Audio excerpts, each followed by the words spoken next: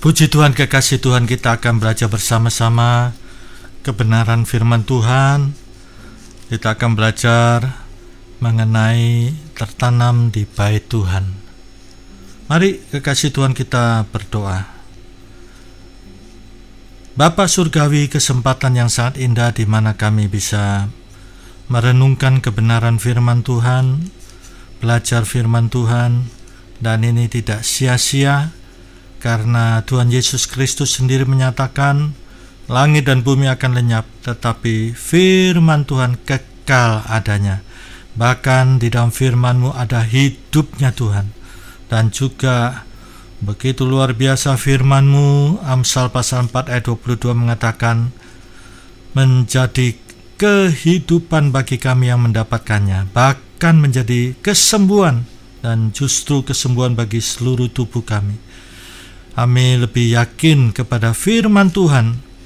Kami mau belajar untuk tetap komitmen kepada firman Tuhan. Kami akan belajar firman-Mu Tuhan dalam nama Tuhan Yesus Kristus. Amin. Mari kekasih Tuhan, kita akan belajar firman Tuhan di dalam Mazmur 92, tertanam di bait Tuhan. Mazmur 92 ayat 13 sampai dengan ayat 16. Mari kita membacakan kebenaran firman Tuhan ini. Orang benar akan bertunas seperti pohon korma,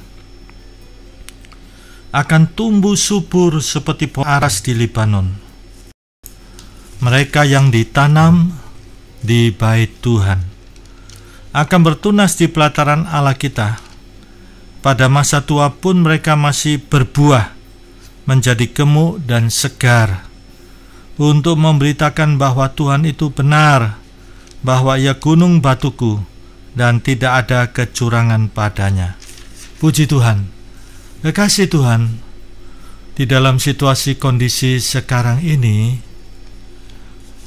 memang kita menghadapi wabah pandemi COVID-19, virus corona, yang pada saat sekarang ini belum ditemukan obat yang handal, obat yang bisa mengobati mereka yang positif terkena virus corona ini. Nah, di sini tentunya kita sebagai umat Tuhan, di satu sisi kita taat kepada firman Tuhan. Di sisi yang lain kita sebagai warga negara Republik Indonesia ini, kita tahu persis kebenaran firman Tuhan sudah menunjukkan, baik Roma pasal 13 ayat 1, Titus pasal 3 ayat 1, bahwa pemerintah adalah wakil Tuhan. Dan kita harus mematuhi. Pemerintah telah menetapkan protokol kesehatan. Dan perlu kita sebagai warga negara yang baik, kita mematuhi. Dan itu untuk kebaikan kita bersama. Karena COVID-19 ini sangat menular. Jangan kita cuek, jangan kita kemudian tidak peduli. Ya, bahkan ada yang dengan kata-kata yang tidak patut. Kenapa ngurusi saya? Yang kena gua, yang mati ya gua. Kekasih Tuhan, ini sangat disayangkan kalau ada yang mengatakan demikian. Sebenarnya kalau kita sudah terkena, itu resiko bagi orang-orang di keluarga kita ini. Tentunya keluarga itu adalah orang-orang yang kita sayangi. Kalau kita memperhatikan dalam Amsal pasal 22 ayat 3, sangat jelas sekali orang bijaksana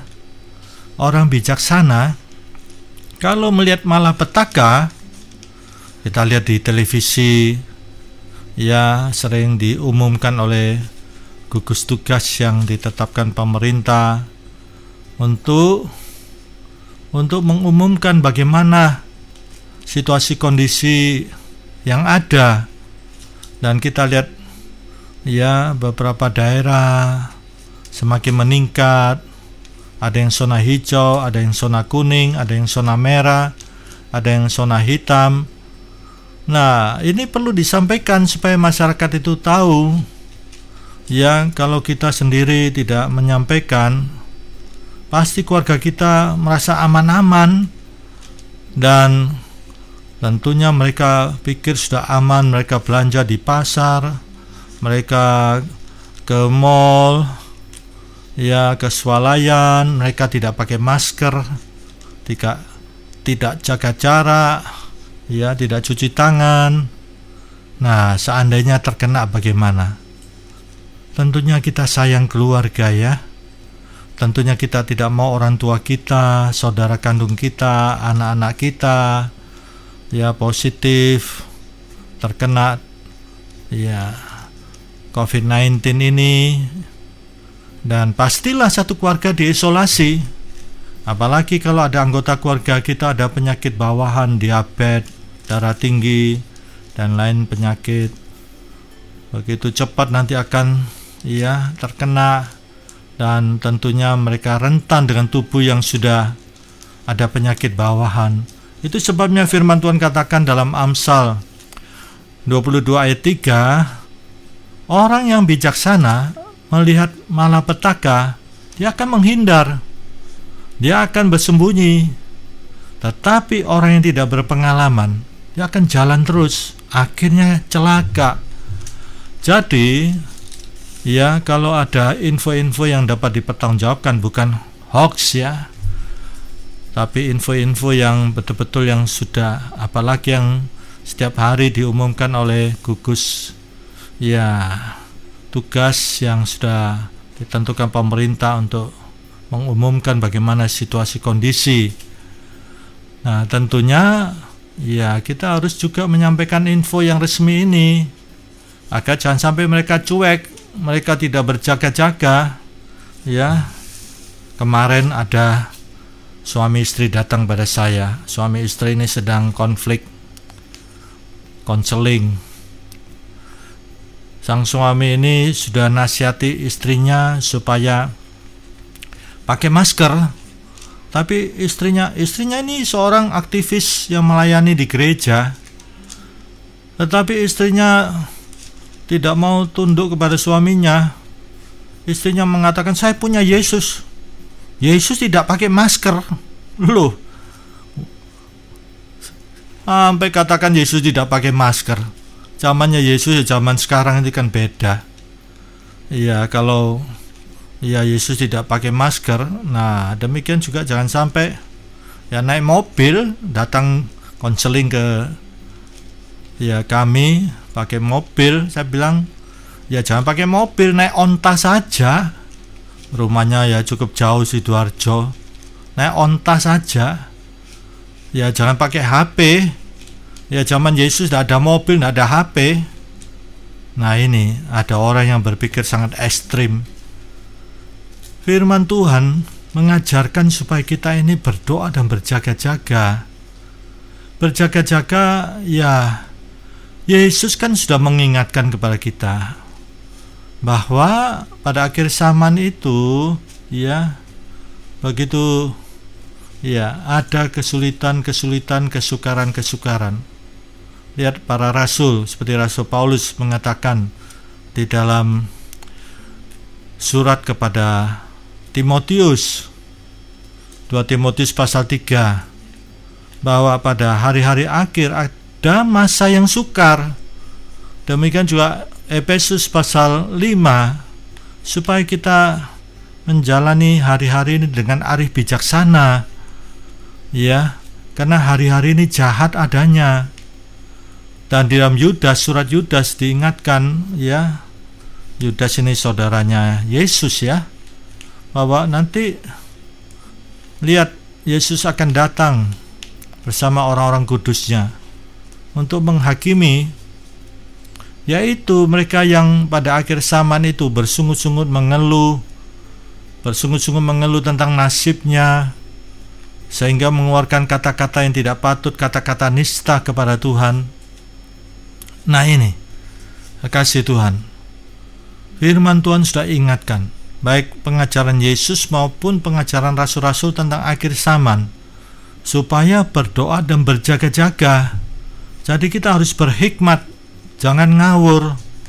Ya, kita masih hidup di atas daratan, bukan di awan-awan. Kita menghadapi kenyataan dinamika hidup ini, dan pemerintah itu adalah wakil Tuhan. Mari kita mematuhi pemerintah untuk disiplin dengan protokol kesehatan, yaitu kita menjaga stamina tubuh kita ini, makan makanan yang bergizi, ya, kita juga olahraga, kita juga ya kemana saja kita tangan kita menyentuh ya benda-benda di sekeliling kita, pulang kita cuci tangan ya dengan sabun antiseptik, kita jaga jarak. Kalau ada kerumunan jangan kita berkerumun di situ. Demikian juga kita pakai masker yang betul, bukan asal-asalan pasang begitu saja. Ya, kita tahu ya masker itu bermacam-macam, ada masker menutup mulut, hidung juga ditutup. Saya melihat beberapa orang hanya mulut saja, hidungnya terbuka. Demikian juga ya face shield atau kacamata plastik, karena kita tidak tahu ya, angin yang bertiup itu meniupkan debu-debu, dan debu-debu itu tentunya ada yang sudah terkontaminasi virus. Ya, kita ajak jalan kaki ke tempat yang dekat, mungkin ke minimarket,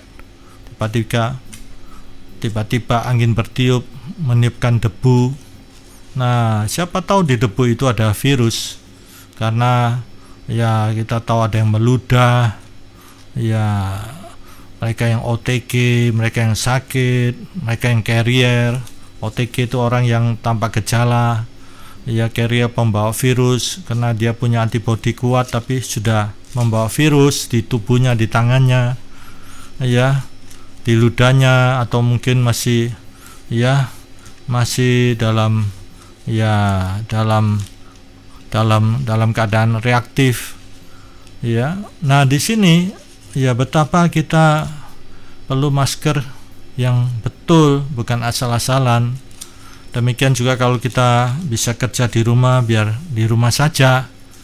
Supaya apa? Dan tujuan baik, supaya mata rantai dari wabah ini bisa ya teratasi. Dan kita selalu harus mendoakan sesuai dengan 1 Timotius pasal 2 ayat 1 sampai dengan 3. Berdoa untuk semua orang dikatakan. Berdoa untuk pembesar, untuk raja-raja, ya. Berdoa, bahkan dikatakan di dalam apa? Di dalam permohonanmu. Bukankah kita pasti berdoa permohonan untuk keluarga, untuk pekerjaan? Di dalam doa syafaatmu, tentunya kita juga berdoa syafaat. Di dalam ucapan syukurmu, lihat sampai begitu rupa. Dan ditegaskan itu yang baik dan yang berkenan kepada Tuhan. Nah, kekasih Tuhan, kita lihat kebenaran firman Tuhan di sini. Pemazmur mengatakan sampai masa tua menjadi berkat. Nah, tentunya semua orang ingin panjang umur. Siapa yang tidak ingin panjang umur? Kalau anggota keluarga kita ya berulang tahun, kita merayakan dari sederhana sampai di restoran, dan kita nyanyikan panjang umurnya, panjang umurnya. Nah ini ya, semua orang ingin panjang umur, ya dirayakan sebagai ucapan syukur kepada Tuhan. Tuhan sudah tambahkan setahun, harapan supaya kita panjang umur.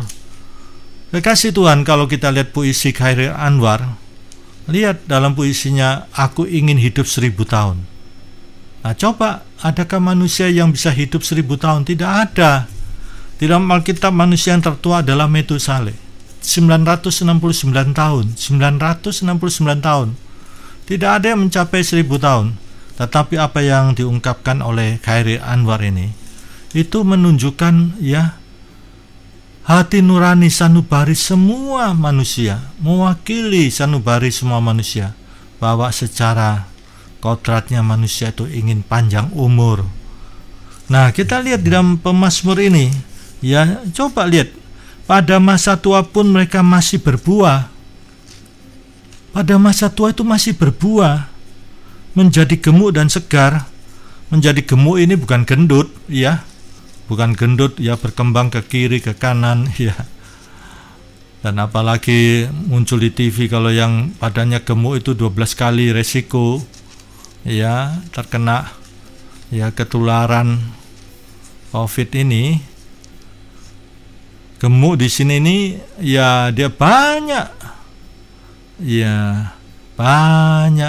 pengalaman pribadi dengan Tuhan itu nyata, banyak kesaksian, sehingga dia menjadi orang Kristen yang hidup.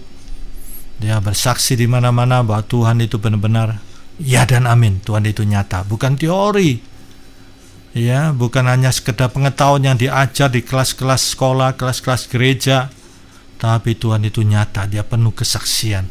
Nah, ini gemuk dan segar sampai masa tua, sampai begitu. Ya, di dalam Yesus Kristus tidak mengenal pensiun. Dunia pekerjaan ada pensiun, tetapi dalam pelayanan bagi Tuhan, hidup kita tidak mengenal pensiun.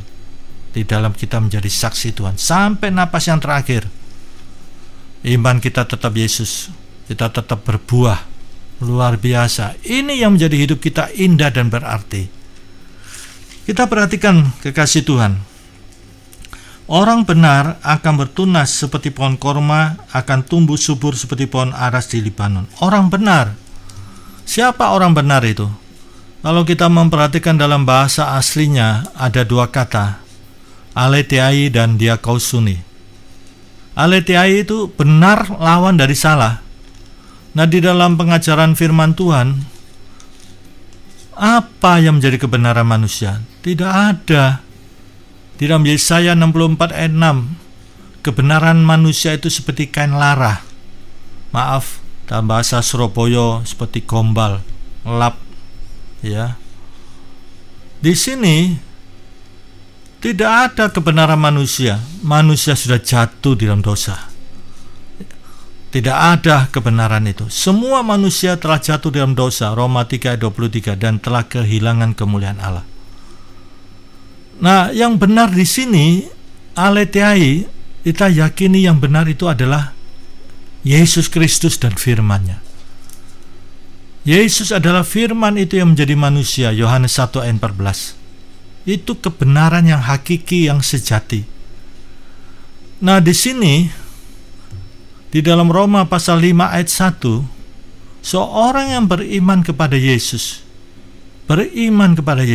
maka dia dibenarkan. Dia menjadi orang-orang benar. Ini kekasih Tuhan. Sedangkan kata yang berikutnya, diakausuni, itu kebenaran yang dinyatakan dalam hidup sehari-hari. Ada kalanya diterjemahkan benar, ada kalanya diterjemahkan adil. Jadi itu merupakan satu perwujudan di mana dia sebagai orang benar itu mengejawantah. Benar itu termanifestasi dalam hidup sehari-hari. Hidupnya benar, genah hidupnya. Sebagai orang benar, itu otomatis mengejawantah, termanifestasi dalam hidup sehari-hari. Bukan polesan. Sekarang banyak motivator bisa memoles karyawan supaya bagaimana perusahaan itu ya semakin produktif, semakin maju. Orang yang percaya Yesus, terima Yesus dalam hatinya, dia menjadi manusia baru. Orang benar. Ini karena dia dibenarkan oleh iman. Darah Yesus Kristus, lihat di sini, menyucikan dosanya. Yesus menebus dia, bukan menebus dosa, menebus dia. Lihat di sini, di dalam Yesaya pasal 1 ayat 18. Firman Tuhan katakan apa? Mari berperkara. Saya beritahu kepada saudara, demikian juga firman Tuhan kepada saudara. Sekarang ini, mari berperkara. Sampai firman Tuhan mengatakan demikian. Dengan saudara menerima Yesus Kristus sebagai jaminan, Yesus mengatakan, firman Tuhan mengatakan, ya, demikian juga perjanjian baru, Yesus mengatakan, ya, bahwa dosamu diampuni sesuai dengan Yesaya pasal 1 ayat 18, nubuatan mengenai Yesus Kristus Mesias itu datang. Ya, sekalipun dosamu seperti merah kirmisi akan menjadi putih seperti salju. Sekalipun dosamu seperti merah kesumba akan menjadi putih seperti bulu domba. Darah yang suci, darah yang kudus. 1 Petrus pasal 1 ayat 2 dan ayat 18-19. Kita dipanggil oleh Bapa sesuai dengan rencananya, supaya kita dikuduskan oleh Roh Kudus dan taat kepada Yesus, menerima percikan darah Yesus Kristus. Ini, kita terima Yesus dalam hati kita dan kita menerima percikan darah Yesus. Dan darah Yesus itu darah yang mahal, lebih mahal daripada emas, perak, dan permata. Darah Yesus Kristus itu darah yang kudus, tak bernoda, tak bercacat celah. Tak bernoda, tak bercacat celah. Jadi apapun tidak bisa tembus. Itu sebabnya betapa pentingnya kita berdoa supaya keluarga kita ini disucikan oleh darah Tuhan Yesus dan dilindungi oleh darah Tuhan Yesus. Kekasih Tuhan, kita menjadi orang benar. Dan sebagai orang benar, sebagai manusia baru, kita lahir baru, maka pastilah itu termanifestasi mengejawantah dalam hidup sehari-hari sebagai orang benar. Nah, di sini kita perhatikan pemazmur katakan tentang orang benar. Orang benar akan bertunas seperti pohon korma, akan tumbuh subur seperti pohon aras di Libanon. Kekasih Tuhan, pohon korma itu kalau kita melihat di dalam kamus Alkitab, ensiklopedia Alkitab, itu tumbuh di padang gurun, di padang pasir. Dan dia bisa bertumbuh dengan daun yang lebat, dengan berbuah, ya, dan menjadi makanan para musafir. Para musafir dalam perjalanan yang jauh di padang gurun, mereka dengan cuaca yang panas, dengan angin yang keras, dengan badai, betapa mereka sangat membutuhkan tempat perteduhan. Nah, di sini pohon korma menjadi tempat perteduhan para musafir. Pohon korma ini bisa tumbuh subur, berbuah, menjadi makanan bagi para musafir, karena ada tudung akar. Ada tudung akar yang menuju ke dalam tanah itu, padang gurun itu, kedalaman sekian sampai ke sumber air, sehingga menyerap air itu, pohon ini bisa tumbuh subur dan berbuah, menjadi berkat bagi para musafir. Nah, ini orang benar. Orang benar sekalipun dia ada, ya, di tengah-tengah dalam situasi, ya, seperti sekarang ini, ya, wabah, ya, dalam situasi kita lihat kering. Kalau saya memperhatikan dalam Yeremia 17 tentang janji berkat itu, lihat, diberkati, dengan kata awal, diberkatilah orang yang mengandalkan Tuhan, orang yang berharap kepada Tuhan.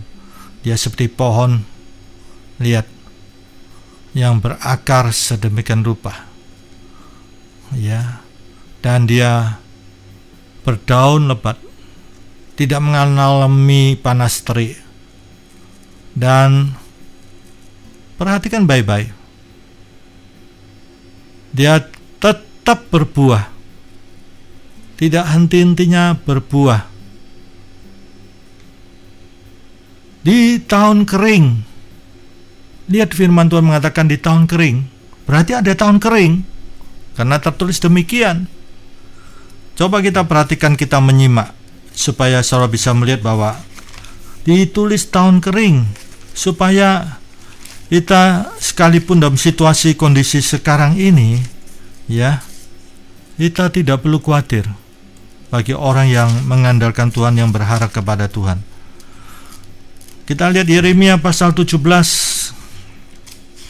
Luar biasa janji Tuhan, dan janji Tuhan itu adalah iya dan amin. Dan janji Tuhan itu selalu mengandung dua unsur, bagian kita dan bagiannya Tuhan. Yeremia 17, kita perhatikan ayat 7 dan 8. Diberkatilah orang yang mengandalkan Tuhan. Diberkatilah. Ini kata yang pertama. Diberkatilah orang yang mengandalkan Tuhan dan menaruh harapannya pada Tuhan. Ia akan seperti pohon yang ditanam di tepi air, tetap segar. Ia merambatkan akar-akarnya ke tepi batang air, dan yang tidak mengalami datangnya panas terik. Yang daunnya tetap hijau, yang tidak khawatir. Nah ini, tidak khawatir dalam tahun kering. Berarti ada tahun kering. Nah sekarang ini kita lihat, sudah berapa bulan kita menjalani di dalam masa pandemi ini. Kita lihat perusahaan-perusahaan panik, perusahaan-perusahaan karena situasi kondisi, akhirnya ya produksinya, lihat bagaimana bisa memproduksi banyak kalau ya dalam kondisi yang demikian. Mereka goyang. Akhirnya kita lihat karyawan diliburkan, ada yang dirumahkan, ada yang PHK. Ya, lihat situasi yang demikian. Mereka yang di PHK, mereka juga bingung di rumah. Pemerintah membantu. Kita perhatikan pemerintah begitu peduli kepada rakyatnya supaya tidak panik. Tetapi berapa lama? Nah di sini betapa pentingnya kita berdoa pada bangsa negara kita yang kita cintai. Itu yang baik dan yang berkenan kepada Tuhan. Kita cinta bangsa ini, kita cinta negara ini, maka kita bisa mendoakan. Jangan kita cuek, kita juga patuh supaya mata rantai wabah ini bisa terputus. Kekasih Tuhan, lihat di sini. Sekalipun tahun kering, lihat. Dan yang tidak berhenti menghasilkan buah. Tidak berhenti menghasilkan buah. Bukankah ini luar biasa? Ini janji Tuhan. Dan Tuhan itu bukan manusia yang bisa berbohong, berdusta. Dan perhatikan baik-baik kalau kita perhatikan, ya kalau mereka yang tidak mengandalkan Tuhan itu. Ayat 5. Ayat 5 dan 6. Beginilah firman Tuhan. Terkutuklah orang yang mengandalkan manusia. 1. Yang mengandalkan kekuatannya sendiri. Siapa kita ini? Kita manusia terbatas. Kita lihat dengan pandemi ini, wabah ini melanda berbagai negara, termasuk negara yang dikatakan adidikja. Kita lihat seperti negara Amerika Serikat, Eropa.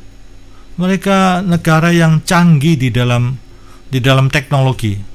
Ya, maju dalam teknologi, baik teknologi pengobatan medis. Tetapi lihat, justru mereka ini yang paling tinggi korban dari positif COVID-19 ini. Sampai ratusan ribu. Yang tewas pun sampai begitu banyak ribuan. Lihat, ini kan menunjukkan bahwa manusia itu terbatas. Sepandainya manusia, sepengalaman manusia, manusia itu terbatas. Jadi jangan kita mengandalkan kekuatan kita sendiri, jangan kita menyombongkan kekuatan kita. Dan yang hatinya menjauh pada Tuhan. Ini seringkali beberapa orang tidak menyadari bahwa dia sudah jauh dari Tuhan. KTP menunjukkan Kristen, tapi hanya agamawi saja. Agamawi saja. Seperti teguran di dalam Wahyu pasal 3, surat Wahyu. Lihat, mengatakan, aku kaya. Aku telah memperkaya diri. Aku tidak kekurangan apapun. Tetapi firman Tuhan katakan apa? engkau tidak tahu. Loh, ini tragis sekali, ironis sekali, sangat memprihatinkan sampai tidak tahu. Aku kaya, aku memperkayakan diri, aku tidak kekurangan sesuatu apapun. Apa kata Tuhan? Tuhan katakan apa? Kamu melarat. Lihat, kata ini keras loh saudara. Kamu melarat. Ini firman Tuhan yang ngomong, bukan saya. Kamu melarat, sudah melarat, malang lagi. Sudah malang, miskin lagi. Sudah miskin apa lagi? Buta, saudara. Sudah buta apa lagi? Telanjang. Nah, ini kan sangat-sangat memprihatinkan. Beberapa orang tidak menyadari. Nah, di dalam kebenaran itu ditunjukkan 3 prinsip yang sangat penting supaya kita membeli emas yang murni dari Tuhan. Kalau kita beli emas di toko emas begitu mahal, ya, kita harus bayar uang sekian. Tapi kita beli emas kepada Tuhan gratis. Tuhan itu memberikan dengan cuma-cuma, kita pun harus memberikan dengan cuma-cuma. Dimurnikan. Kalau kita membaca di dalam Mazmur pasal 19, firman Tuhan itu sempurna. Firman Tuhan ini lebih dari emas tua. Dan supaya apa? Berpakaian putih, supaya kita mengenakan kehidupan yang kudus. Jangan ada dosa yang tersembunyi. Bukankah dalam Yesaya pasal 59 dikatakan, apa yang menjadi penghalang sehingga kita tidak melihat tangan Tuhan turun atas kita? Sebenarnya ya, telinga Tuhan itu mendengar, tangan Tuhan juga mau menolong, tetapi yang menjadi penghalang adalah dosa. Ini, jangan sampai ada dosa yang tersembunyi dalam hidup kita. Dalam Efesus pasal 5, jangan sampai ada dosa yang dalam kegelapan yang tidak dibereskan.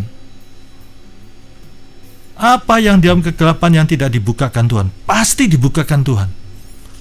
Nah, jangan sampai kita tidak membereskan dosa sekalipun itu kecil. Lihat, iblis itu mengintip celah-celah. Yang mengintip celah bukan setan-setan yang kerucuk-kerucuk itu, karena setan itu kan terorganisir. Di dalam Efesus pasal 6 ayat 12, iblis itu terorganisir. Ada pemerintah-pemerintahannya, ada penghulu-penghulunya, ada penguasa-penguasa, ada roh-roh teritorial. Nah, di sini iblis mengintip. Nah, bukankah seringkali kita pandang remeh kerikil-kerikil, dan kita lihat banyak orang jatuh kena kerikil, tergelincir.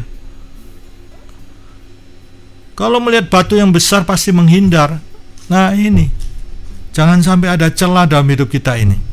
Perhatikan baik-baik. Di Amsal dikatakan bahwa Amsal pasal 25, ya, seorang yang bisa menguasai diri, dia lebih dari seorang pahlawan yang merebut sebuah kota. Itu sebabnya kita perlu ada penguasaan diri. Jangan sampai ada celah. Jangan sampai seperti Hawa ketika iblis datang berupa ular. Sekali-kali tidak apa, makan buah itu tidak apa, sekali-sekali. Bukankah seringkali, tidak apa-apa, cuek, sekali-sekali kan tidak apa-apa. Nah, ini akhirnya fatal, ya. Celah iblis itu bukan setan-setan yang kerucuk-kerucuk itu. Iblis itu, si Lucifer itu mengintip celah itu, dan lihat, masuk, akhirnya ya mengopok-opok diri kita, rumah tangga kita, pekerjaan kita, usaha kita. Akhirnya pagar tembok kehidupan kita menjadi roboh. Dan lihat, akhirnya dari segala arah, ya, serangan-serangan, jatuh terpuruk. Beberapa orang kena kerikil-kerikil itu tergelincir. Akhirnya dia harus bayar harga seumur hidupnya sampai dia dipanggil pulang. Ya, ini kekasih Tuhan, di sini betapa pentingnya di dalam hidup dunia kita ini berdoa dan berjaga-jaga. Jangan sampai kita ada celah dalam hidup kita. Jangan sampai ada dosa-dosa yang belum dibereskan. Jangan sampai dibukakan, akhirnya malu sampai anak cucu. Nah, di sini kita lihat, ya, yang hatinya menjauh dari Tuhan. Hatinya yang menjauh dari Tuhan. Ini kelihatannya aktif agamawi, tapi hatinya sudah kering. Apa yang terjadi? Lihat, ia akan seperti semak bulus di padang belantara. Hidupnya selalu satu musibah belum selesai, datang lagi musibah yang lain. Musibah yang lain belum selesai, datang lagi. Satu masalah belum selesai, datang masalah yang lain. Jadi hidupnya itu, seumur hidupnya itu hanya ngurusi masalah saja. Seperti bangsa Israel bersungut-sungut mengeluh, padahal Tuhan sudah memberkati begitu luar biasa. Makanan mana, bosan Tuhan kasih burung, daging burung, tiang awan pada siang hari. Lihat teduhan seperti AC, ya. Malam hari yang dingin di padang gurun, tiang api. Lihat, bisa hangat. Ya, sepatu pakaiannya tahan lama. Tapi mereka mengomel bersungut-sungut. Tuhan sudah menyatakan mujizat mengeluarkan mereka dari tanah Mesir, dari penderitaan, dari kerja paksa. Ya, lihat mereka mengeluh, bersungut-sungut. Mereka katakan, lebih baik kami di Mesir. Kami bisa makan ini, bisa makan itu, bisa makan bawang bombay, bisa makan enak. Iya, padahal Tuhan sudah begitu rupa mengutus Musa membawa mereka keluar. Dan mereka mengeluarkan kata-kata yang tidak patut kepada hamba Tuhan, kepada Tuhan.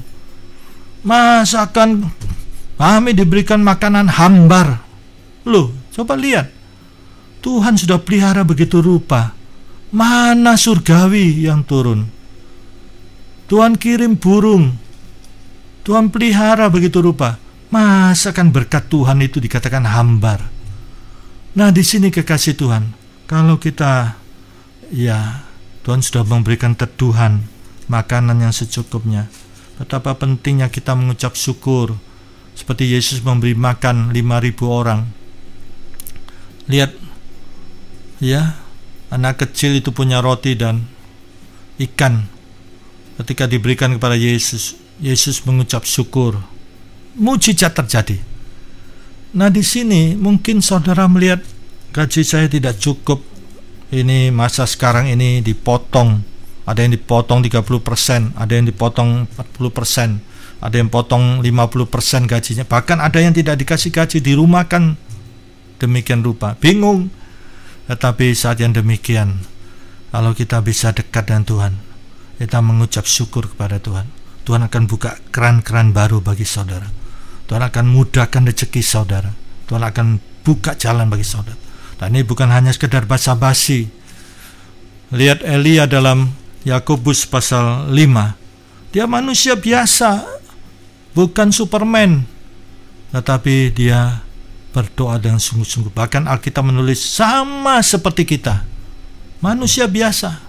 Lihat mujizat terjadi, dan bumi pun berbuah.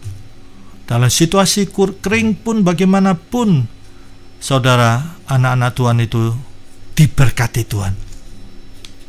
Kasih Tuhan, lihat sampai dikatakan apa? Ia tidak akan mengalami datangnya keadaan baik. Lihat, keadaan baik. Nah, di sini tentunya kita mau, ya, menghadapi keadaan yang baik.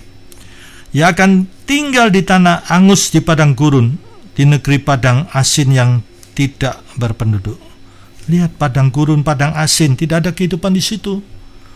Ya, kalau tanah asin itu tidak bisa pohon-pohonan yang, ya, berbuah. Nah, di sini kita lihat hidupnya kering, hampa, tidak ada semangat hidup. Tetapi kekasih Tuhan, kalau kita selalu melekat kepada Tuhan, lihat, diberkatilah mereka seperti pohon ditanam di tepi air, terus segar, berbuah. Sekalipun dia ada di tahun kering, lihat, tidak khawatir, ya, dan lihat, tidak berhenti menghasilkan buah. Nah, di sini kekasih Tuhan, di dalam Mazmur pasal 92 ini, satu kebenaran yang Tuhan tunjukkan. Kita adalah umat Tuhan, kita punya Tuhan. Pasti beda. Lihat mereka yang ditanam di bait Tuhan. Bait Tuhan itu saudara, bukan dalam bentuk gedung. Dalam Perjanjian Lama, bait Tuhan itu kita lihat pada zaman Salomo, ya, bait gedung. Tetapi dalam masa Perjanjian Baru, kita lihat penunjukan bait itu ada beberapa yang ditunjukkan. Kalau kita membaca yang pertama, bait Tuhan itu adalah Yesus itu sendiri. Yohanes pasal 2. Yesus katakan, "Rubuhkanlah bait itu, dan aku akan membangunkannya dalam 3 hari." Itu maksudnya dirinya. Jadi betapa pentingnya kita tertanam di dalam Yesus. Kita mengenal Yesus. Lihat Rasul Paulus, seorang yang jenius, ya, bukan orang bodoh. Tujuan hidupnya apa? Panggilan surgawi. Bahkan tujuannya itu sampai dia berlari-lari kepada tujuan itu. Tentunya kalau kita mendengar ini, kita akan protes kepada Pak Paulus. Pak Paulus, bagaimana Pak Paulus ini? Saya ini masih hidup di dunia, Pak Paulus. Saya perlu bayar listrik, bayar air. Saya perlu sandang pangan. Anak-anak saya sekolah, perlu biaya. Tetapi Rasul Paulus luar biasa. Di dalam Filipi pasal 3 ayat 10, yang ku kehendaki, ini pengakuan iman, satu, pernyataan iman, mengenal Tuhan, satu. 2, kuasa kebangkitan Yesus, itu Holy Spirit, Roh Kudus. Bukankah Yesus mengatakan dalam Yohanes 14 ayat 16, sampai Yesus minta kepada Bapa supaya diutus Roh Kudus, supaya menyertai kita bukan sementara, selama-lamanya. Roh Kudus itu sebagai penolong. Luar biasa. Selanjutnya apa? Mau komitmen, pikul salib, bayar harga untuk mengikuti Yesus, dan komitmen ikut Yesus dalam situasi kondisi apapun. Nah ini, kalau 3 hal ada dalam hidup kita, jangan khawatir dalam hidup ini. Tuhan pasti menjamin hidup kita ini. Janji Tuhan adalah untuk kita, bukan untuk makhluk-makhluk planet, atau untuk malaikat suci, atau pertapa-pertapa, atau pendekar sakti. Bukan, untuk saya dan saudara. Dan janji Tuhan selalu 2 unsur, bagian kita dan bagian Tuhan. Kalau kita melakukan bagian kita, Tuhan akan melakukan bagiannya. Ini saudara, jangan khawatir. Rasul Paulus bukan orang bodoh. Dia sadar bahwa dia masih hidup di dunia. Nah, di sini kekasih Tuhan, mari. Dan bait suci berikutnya adalah firman Tuhan itu. Selanjutnya bait suci itu adalah Holy Spirit, Roh Kudus. Tubuhmu adalah bait Roh Kudus. Dan lihat, bait suci itu adalah kasih, ya. Dan bait suci itu adalah di dalam kebenaran firman Tuhan ini. Banyak ayat menunjukkan hal itu, dan kita lihat akan bertunas di rumah Tuhan. Lihat, menjadi kesayangan Bapa. Kita menjadi kesayangan Bapa. Sampai masa tua, pembelaan Tuhan itu tetap dinyatakan. Sampai pada masa tua, lihat, dia bersaksi bahwa Tuhan itu benar, bukan teori saja. Kita perhatikan, begitu luar biasa jaminan Tuhan kalau kita tertanam di bait Tuhan itu. Dikatakan apa? Ya, kita perhatikan Mazmur 92 ini. Dikatakan firman Tuhan bahwa, ya, sampai pada masa tua pun dia masih, ya, menjadi gemuk dan segar, dan bersaksi bahwa Tuhan itu adalah benar adanya. Akan bertunas di pelayanan Allah kita. Pada masa tua pun mereka masih berbuah, menjadi gemuk dan segar untuk memberitakan. Lihat, sampai masa tua pun masih memberitakan bahwa Tuhan itu benar, bahwa Ia gunung batuku dan tidak ada kecurangan padanya. Puji Tuhan. Kalau bapak-bapak senior bersaksi, itu bukan teori. Semasa hidupnya sampai masa tuanya, dia sudah mengalami cinta kasih Tuhan secara pribadi. Dengan demikian dia menjadi anak Tuhan yang kuat, karena dia mengenal Tuhan bukan teori, tapi mengalami secara pribadi. Mari tertanam di dalam rumah Tuhan, yaitu di dalam Yesus, di dalam firman Tuhan, di dalam kasih, ya, di dalam doa, di dalam Roh Kudus. Semua kebenaran ini dinyatakan di dalam perjanjian baru. Berhubung karena waktu tidak bisa dibahas satu persatu ini, tetapi saya bisa jumpai dalam perjanjian baru, tertanam di rumah Tuhan, di dalam Yesus, di dalam firman, di dalam doa, ya di dalam Roh Kudus, di dalam kasih. Lihat, sampai masa tua pun saudara menjadi berkat. Puji Tuhan, mari kita berdoa. Terima kasih Bapa Surgawi, firman-Mu adalah ya dan amin. Kami mau terus belajar firman Tuhan ini, karena firman Tuhan itu kekal, supaya kami kaya dalam firman Tuhan. Dan kami Tuhan, sebagaimana firman-Mu mengatakan, supaya Tuhan kami membeli emas yang murni, yaitu firman, dan kami hidup dalam kekudusan berpakaian putih. Dan mata kami Tuhan, dengan minyak itu melumaskan mata kami, sehingga kami mempelajari kebenaran firman Tuhan. Firman Tuhan itu disingkapkan, dibukakan, sehingga kebenaran itu memerdekakan kami, dan kami mau komitmen di dalam firman itu. Maka kami adalah murid Tuhan, adalah benar-benar murid Tuhan. Berkati para pendengar Radio Sangkakala dalam nama Tuhan Yesus Kristus. Berkati juga bangsa negara kami Indonesia dalam nama Tuhan Yesus Kristus. Terpujilah Bapa, Putra, dan Roh Kudus dalam nama Tuhan Yesus Kristus. Amin.